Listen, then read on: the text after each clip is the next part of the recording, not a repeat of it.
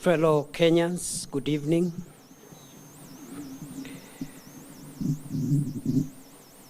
Today, the state funeral service for our departed leader, former Prime Minister Raila Odinga, took place at the Nyayo National Stadium, Nairobi, between 9:30 a.m. and 12:30 p.m.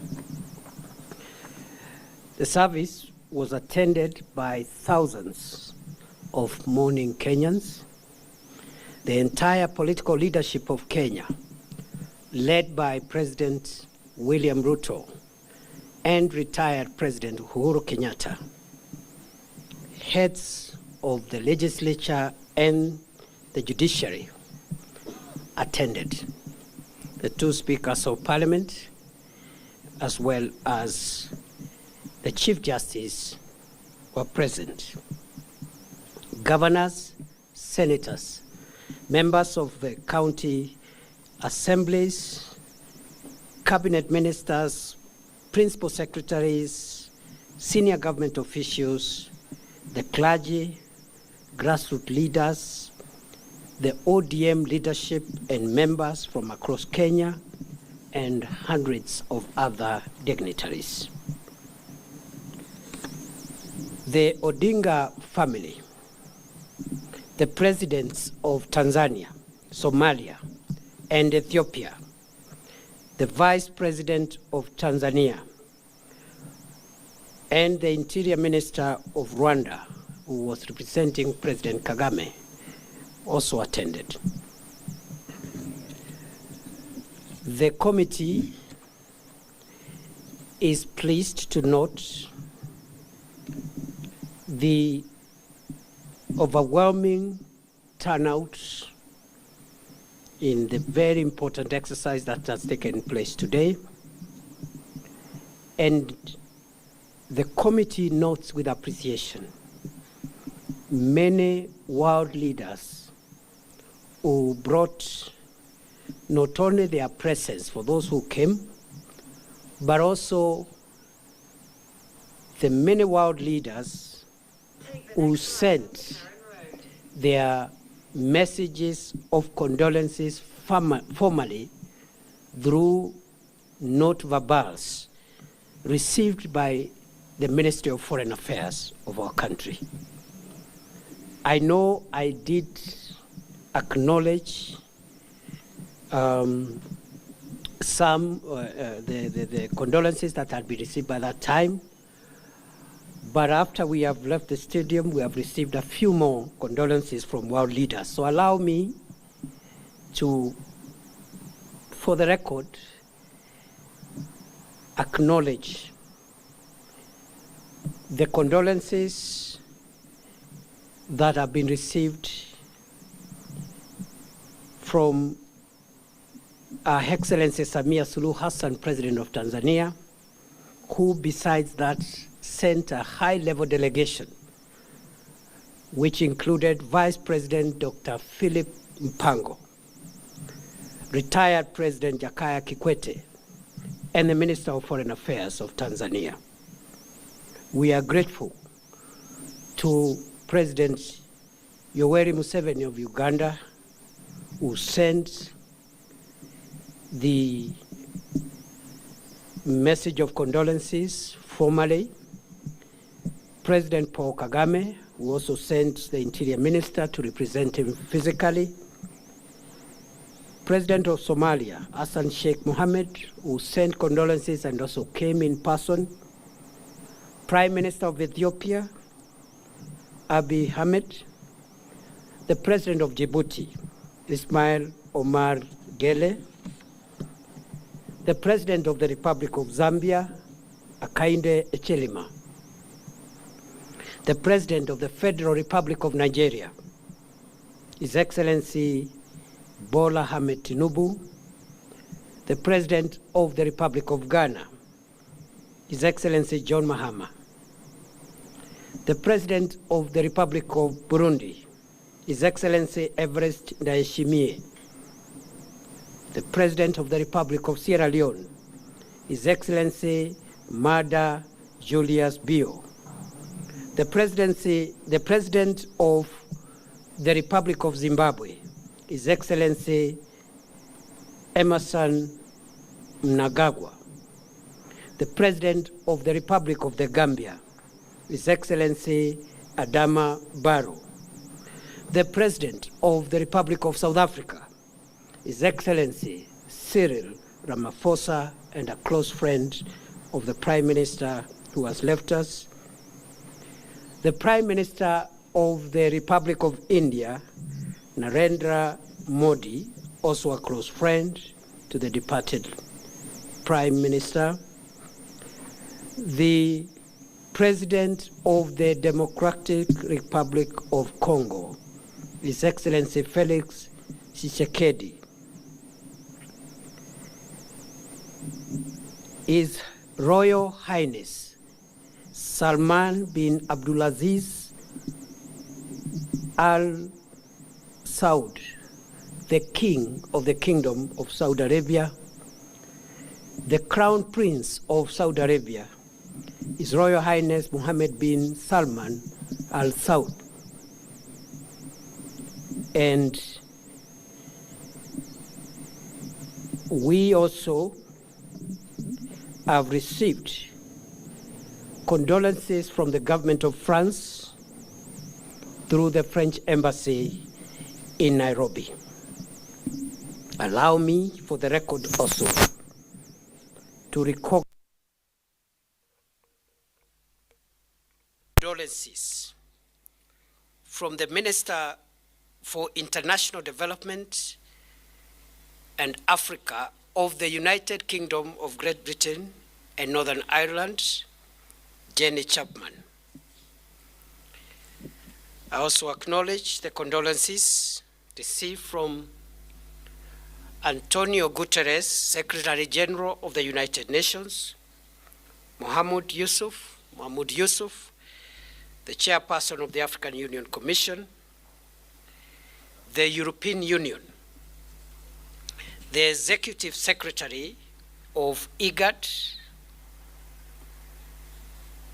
Dr. Wokde Genehbeu, the Director General of the World Health Organization, Tedros Ghebreyesus, the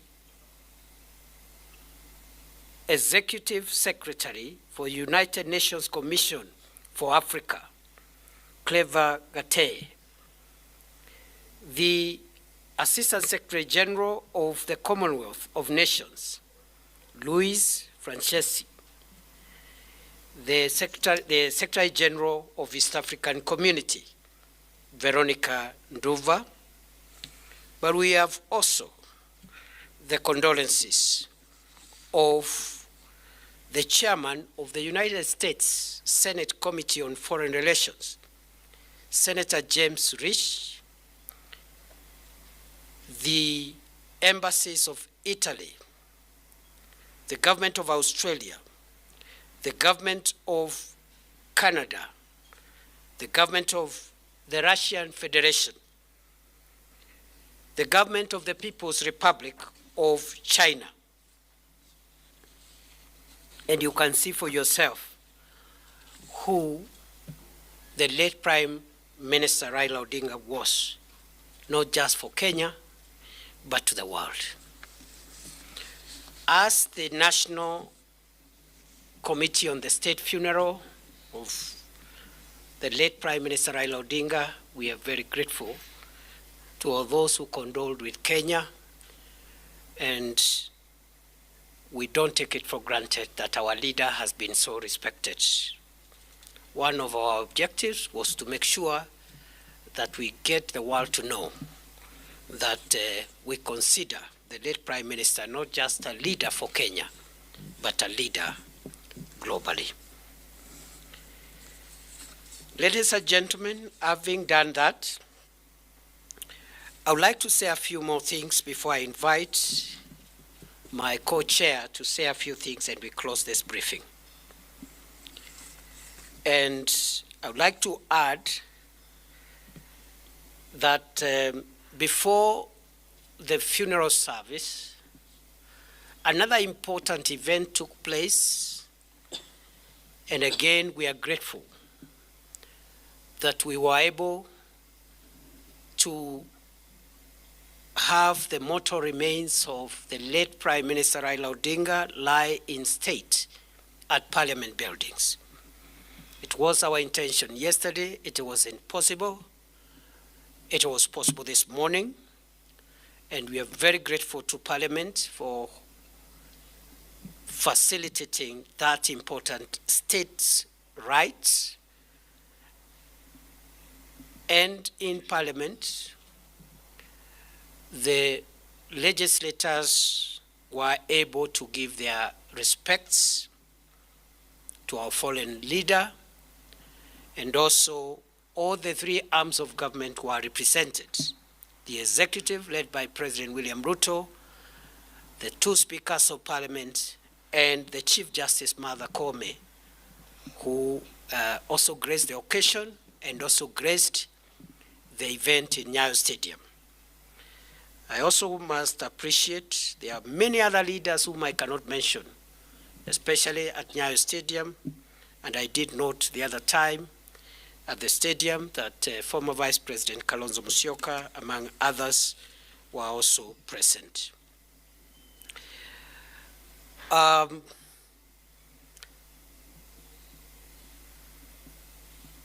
therefore, it is also important to announce to the country that we are pleased with what has happened in the afternoon. We had another event again, and that is the public viewing of the mortal remains of our departed leader. Thousands of mourners, members of the public, the rank and file, supporters and fellow citizens of our fallen leader were able to pay respects to the body of our leader.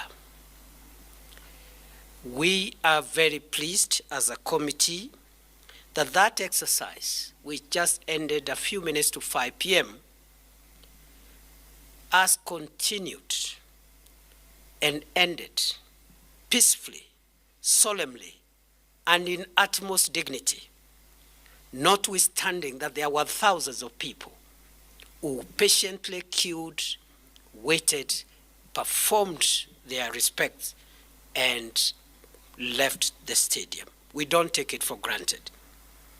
The National State Funeral Committee, therefore, announces that the second day of mourning has been a success and pleads with mourners to continue with the same spirit as the nation enters into the 3 days of mourning tomorrow. Allow me I've just remembered I should have also appreciated the presence of the Vice President of South Sudan at the stadium, Excellency Rebecca Garang. I think I had mentioned during the event in the day. So we are happy the second day has come to an end. We are praying and pleading that tomorrow, the third day, will even be better. We will dignify our leader. We will respect our leader. We will mourn in dignity. It is heavy, but we must do everything to protect the image of our fallen leader and the image of Kenya, because Raila Odinga was a global leader. Therefore, tomorrow, Saturday, 18th of October 2025, the mortal remains of the former Prime Minister Raila Odinga will be airlifted to Mamboleo grounds in Kisumu by the Kenya Defence Forces, arriving at 8 a.m. or thereabouts. Members of the public are requested to be settled by 7 a.m.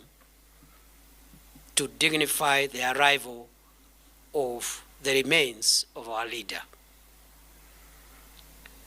There will be public viewing of the mortal remains of the late Prime Minister Raila Odinga at Mamboleo grounds for most of the day until we are satisfied that everyone has had a chance to respect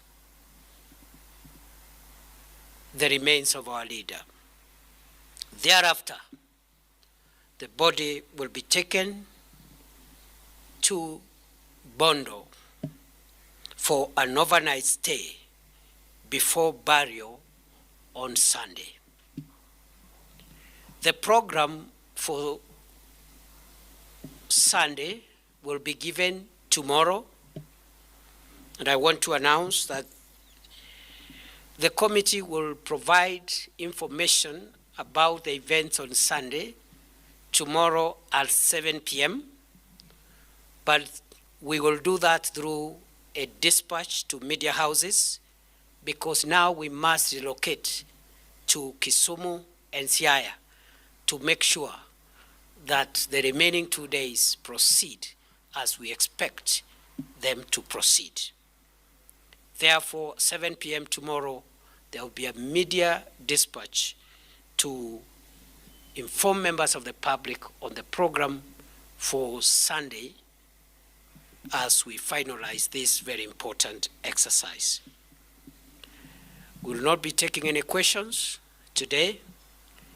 We have so many things we need to work on immediately after this. We are working throughout the night and then also making our way so that by morning we are able to take charge of the process on the other side.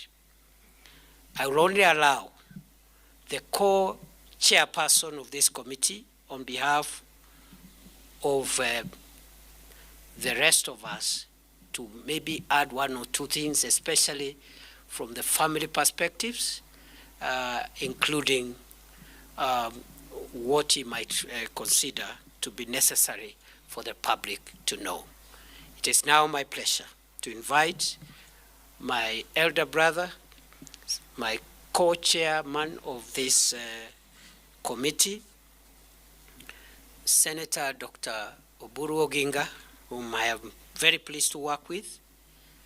And because after he speaks, I will not speak again, I want to thank all my colleagues that you see behind me here, who may not be speaking, but they are doing a great job.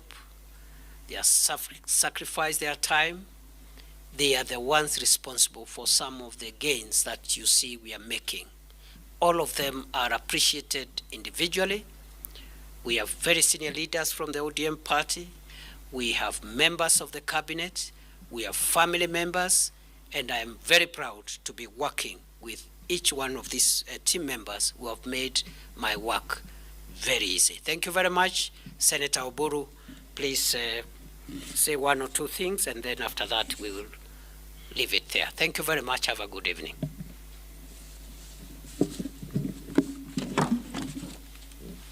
Yeah, thank you, Your Excellency. Ladies and gentlemen of the press, I cannot repeat what my co-chair has said. I will only make remarks on the other aspect of this funeral. First, I want also to take this opportunity to thank my colleagues. They have worked tirelessly since this committee was formed, and they have done a great job. I really appreciate, and I hope that they will continue with the same spirit until the whole process is over. I also want to thank the Deputy President for his very tireless work on this and a very, very diligent approach to all the issues which have come across, and the whole government since this matter started. And I also want to take this opportunity to thank His Excellency, the President of the Republic of Kenya, for taking this matter personally. And he has been in touch with the family, and he has done all that could have been done by any other head of state to give my late brother the honors that he deserved as a statesman of this country. I also want to take this opportunity to appeal and plead with my people to be peaceful. I know the pains you feel. You feel as much as all of us do, but this is not a time to make anything which could cause harm and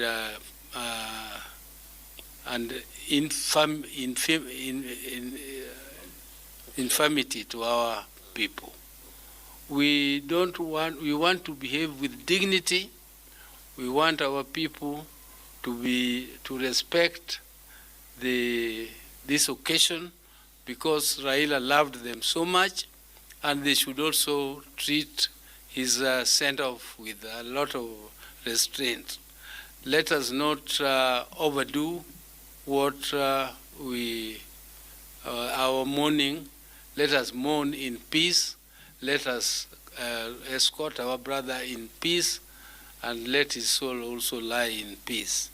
So please, please, please, my brothers and sisters, when the body arrives in Kisumu, let us view the body peacefully.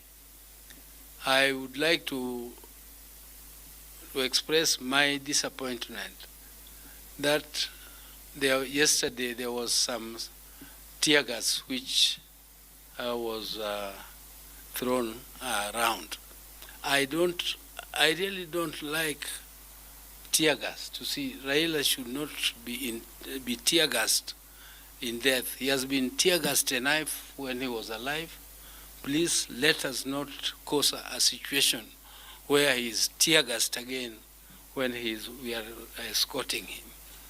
Let us behave in a way that does not give any reason for tear gassing and even using force against our people who are innocent. They have come to mourn, and they should be allowed to mourn peacefully. Please, that is the only appeal I would like to make to our people.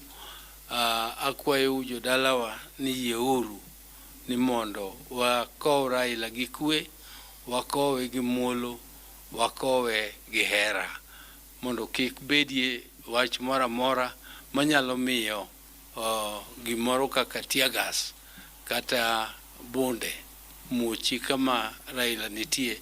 Gigo osetimrene, osehinyre ngimane kuom higni mang'eny. Ka gigo timrene kukedo kok odwar gimiluongo ni injustice, to kik wadog wamiye a situation makendo pod tear gas dogo ringo kata donje wang'e kama entie, kama koro wadhi kane e bur. Mano e gima duong' ahinya madaher ni mondo akwau kaka ogandana.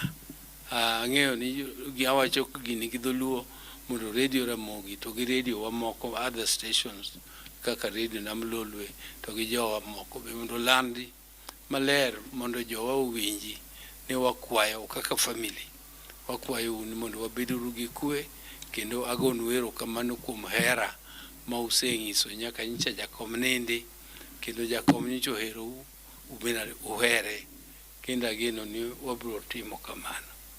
Mano e gima duong' madaher ni mondo awachi.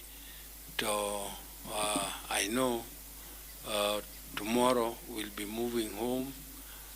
Sunday will be a day to give the final send-off. And I would like to clarify something which has been in the press. This matter of where the grave of Raila, or where he will be interred, the particular spot. The press has been saying that in Raila's will, he said he wanted to be buried next to his mother, and that we have verified it, and now we are burying him next to his father. Nothing could be far from the truth. Raila I have seen the will, and it clearly states that he would like to be buried next to, in the place where his mother and father are buried. In the place where his father and mother are buried. So father and mother are buried at Nyamira Kango, Kajaramogi. And that is where Raila is going to be buried, at Kango, Kajaramogi, where his father and mother are buried. Whether the grave is next to the mother or next to the father, that is now a detail which he did not say, and I don't know why it is important to you, whether it is next to the mother or the father. Both of them are his parents. Both of them are his parents, and that was our decision. And I thank you all. I thank you all, and only plead for peace. Thank you.